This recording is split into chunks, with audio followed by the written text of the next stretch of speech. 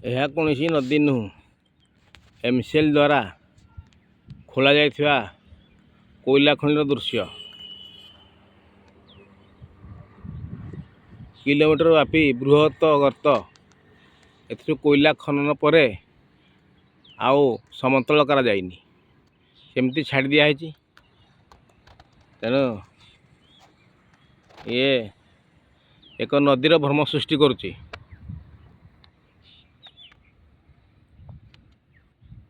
ଏ କୋଇଲା ଖଣିର ଦୃଶ୍ୟ।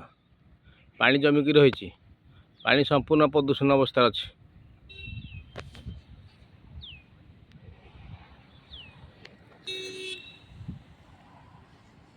ଏ ପାଖେ ରାସ୍ତା ଅଳ୍ପ ବାଲି ମାଟି କଭର କରି ନେଉଛି।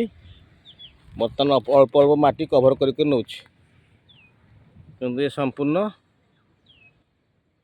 ବୃହତ ଗର୍ତ୍ତ। ଏମିତି କେତେ 4-5 କିଲୋମିଟର ଖଣ୍ଡେ ୟାର ବ୍ୟାପ୍ତ ହେଇ ଅଛି।